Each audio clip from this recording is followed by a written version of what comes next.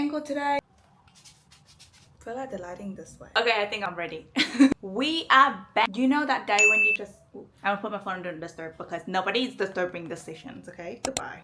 Hot girl shit's on because we got shit to do. I'm so glad to be back. Honestly, last week and like the week before that was like a freaking write-off. When you're just stuck in the slum, especially when that time of the month when the energy is low, you don't want to do anything, you just want to bed rot, but like, you know, there's just so much expected of you. Yeah, that was not fun. I'm glad I'm finally feeling like myself again. Oh, but today I want to talk about something that has been my mind for so long, and I finally feel like I should talk about it now, which is learning self-worth as a former people pleaser. Trust me, when I say former, I am a serial people pleaser. I have been a people pleaser for my whole entire life. The last decade was the peak of it. I was bending over backwards so much for everything, for everyone, for work, for my family, for my significant others, for friends, everything. Everyone. I was doing everything to keep everyone else happy. And lately, I have such a mental shift in my thinking. I'm like, why should I do that when none of these people really have as much energy as I put out there for them? So that's why I want to talk to you guys about I finally learning my self-worth again, because obviously I had none, but I do now. And for so long, I have let other people define my self-worth. That's why I people please, because I feel like their opinion of me, the external validation, define who I was as a person. But lately something hit and I've realized that I can never convince my values to other people. Everyone is going to have their set opinion of me and perspective of me, and I can't change that. So what's the point? You know, bending all backwards to trying to make them perceive me in a way. Why should I have to take all this effort to convince them that I am a good person, I am a caring person, when my action is not even enough for them to see that? But yeah, to really understand how to restore your self-worth after such a long period of time of people pleasing. Trust me when it comes from me, okay? When I say I was a serial people pleaser, I was. I feel like growing up being the eldest daughter, I have always been the mediator. I have always been do everything in my power to keep that stable energy, that stable environment. I feel like when there's a shift in the environment, I could really feel it. I was always rewarded when doing something good, and then when I make a mistake, I was always get punished for that. So that's kind of become like a neural imprint in my head. Okay, if I behave, if I be good, then people are gonna like me, then things gonna be fine, things gonna be in control. And that has followed me all along, from a child to a teenager. When I was going to high school, we all been through that phase where you want to make friends, especially being in a new environment. You want to make an impression, you want people to like you. That's just a canon event, we can't avoid it. But I would try so hard, and like now that I think about it, I'm like, why should I try so hard? It's making me mad now that I think about it. But I tried so hard to make people like me, make people perceive me a certain way. Wake up earlier, get ready, put makeup on, or I would talk a certain way. It would feel performative now that I think about it. Why would I talk? Why would I behave a certain way to act cool so that these people would like me, that these people would want to be my friend? Like, why? But at the same time, I know that I cannot judge my younger self with the knowledge I have now, with the integration that I've done now, because obviously back then 14, 15, 16 years old Hailey doesn't have the tools. She doesn't know what I know now, but a good thing I know now, so I can tell you guys. So hopefully if you guys are going through it, trust me, you are not alone, okay? 14, 15, 16, I would say, was such a significant time of my life. That was a time where a lot of my first identity, my first awakening, a lot of my first emotion, and a lot of my first experience was felt. And obviously, I was in a complete new country, a new environment. That caused a disruption to the stability that I had always had for like the previous 14 years. I was just new. I was just wanting people to like me. I was just trying to fit in. And because I had that belief when I was little, that if I'm good, then people are gonna like me, it's gonna be stable, and things are gonna be in my control. And you already know this, I'm Virgo rising, I am a control freak, so I need to be in control all the time. But being a people pleaser back then is annoying me now that I think about it, because I ended up changing myself so much to a point that through each phase, I kind of pluck away a piece of myself in order to fit in. I had a group of friends who swear, because that's cool, that's the thing, that's make you cool, that does not make you cool, okay? So I started swearing a lot. At the time, I didn't really think much of it. I was a teenager, but now that I look back, I was like, that was just so unnecessarily. It made me sound so trashy. I have nothing against swearing, it's a form of expression, but the frequency I was doing it just to be cool was just like so not cool. And I started being friends with these people who other people perceive as cool, because I felt like back then if I was friends with all the cool people, then other people would perceive me as cool because I'm hanging out with the cool people. I must have been the cool person, right? But a lot of these cool people, they were not good friends. You guys already already know I went through with the whole high school bullyings and that. Yeah. Girl.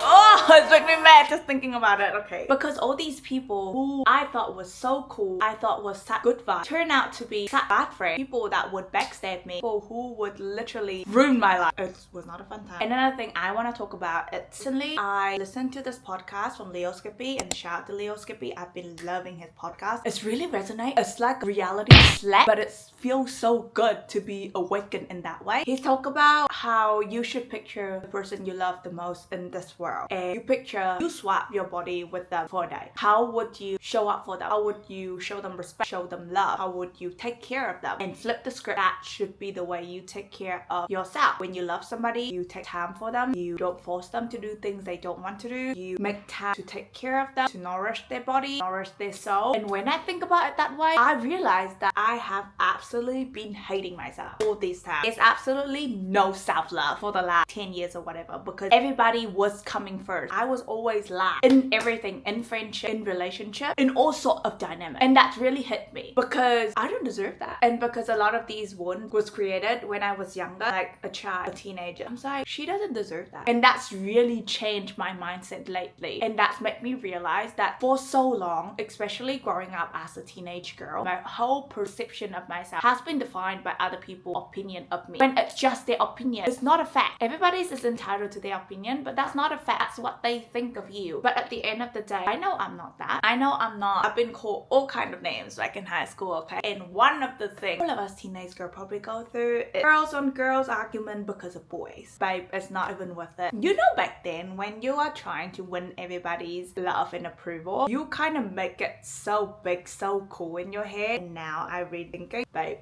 they're not even all that. They're like a 2 on a good day. There's absolutely nothing great about their personality either. Now that I think about it, like, yeah, it's okay, but it wasn't how I made it in my head. Wow, you are so cool. You are so unique. I would never find somebody like you. Thank God I never find somebody like you because bitch. But anyways, I digress. For my whole teenage years, the reason why I have such low self-esteem is because I was basing my self-worth on other people's opinions of me, especially boys in high school. Doesn't matter if it was a boyfriend, a thing, a friend, an acquaintance. For some reason, for me, I would always try to be perceived positively by them. For example, I used to have a group of guy friends in high school. I would try so hard. I didn't like drinking, but I would still go out and go drinking with them, go out, go partying with them. Even though I don't like it, I don't even freaking like the taste of alcohol, because I feel like if I say no, they're not gonna like me and they're not gonna want to be my friend anymore. I would always put so much effort into my appearance, even though most of the time I don't want to date any of these people. I'm not even interested in any of these people. But for some reason, I was still putting in the effort to trying to win this invisible approval from them. Like, what? And that's made me realize that I be doing the most. When I was in high school, I had my first serious relationship. I'll be touched about this in one of the other episodes. Hopefully I'll talk about it more. I don't know. Before I make this channel, it was something that I have carried for such a long period of time, because I feel like it sounds crazy for me to even still talking about this, and it's been like a whole decade. But the truth is, I never addressed anything. I had a habit to use momentum to not address anything. Hashtag avoidance. So I made this channel because I wanted to have a safe place to talk about things that I can't even tell my best friend, because she's gonna think I'm crazy. We've already been through this. Like, I can't be still going through this now. But that relationship triggered a lot of my wounds, a lot of my attachment, and we are going to get into that in a different episode, because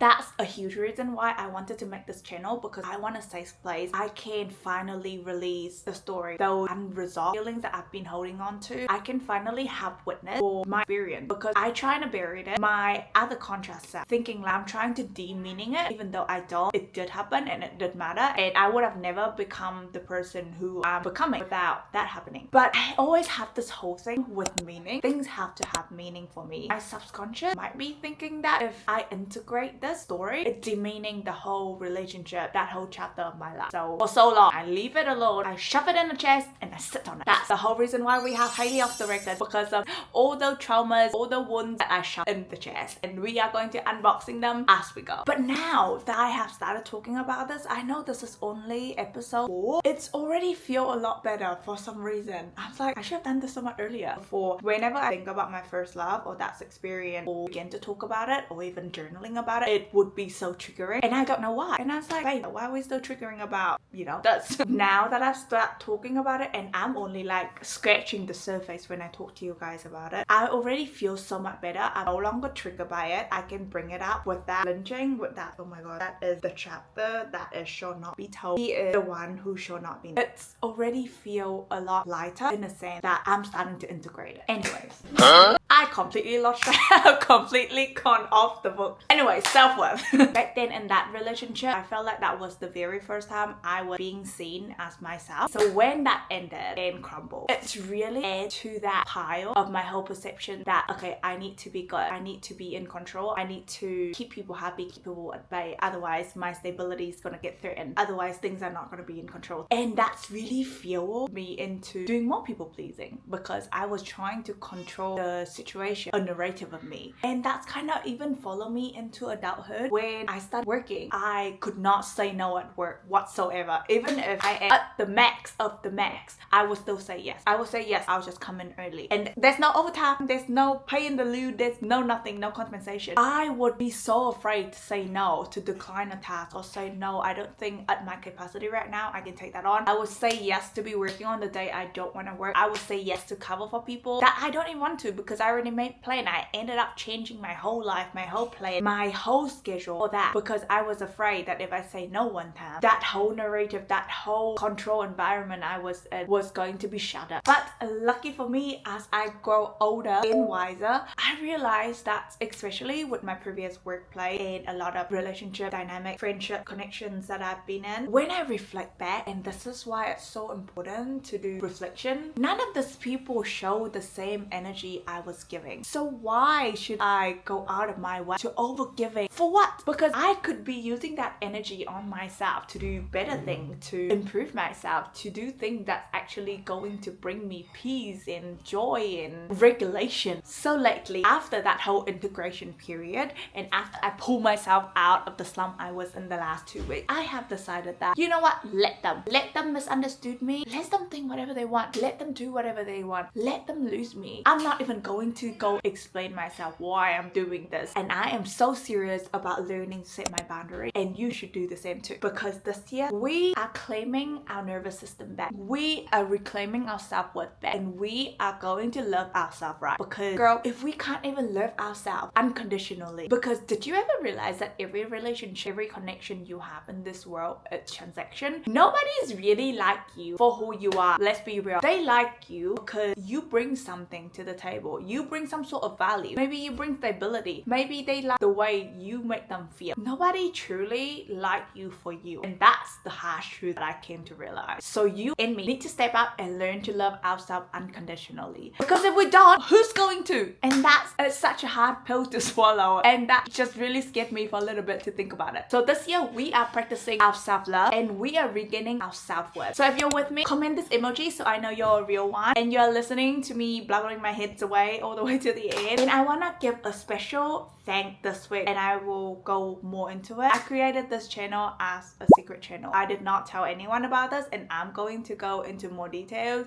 in another video before I make this video 2 hours and a half. This is the only place I get to be myself, away from optimizing branding strategy. I am not showing up as somebody who's trying to strategize or minimize. I'm just letting my thought flow out loud before I edit it. So you are getting me for just who I am, and it's bring me a lot of relief and joy that you guys are actually like me as a person, that I am likable as a person, away from all the strategy plannings and all that jazz that I do for work. So I really appreciate every single one of you guys. Whoever's watching, whoever may find my story helps you bring some sorts of relief, some sort of comfort to the season of your life that you are navigating. And like always, this is just off the record, and I will see you guys next week.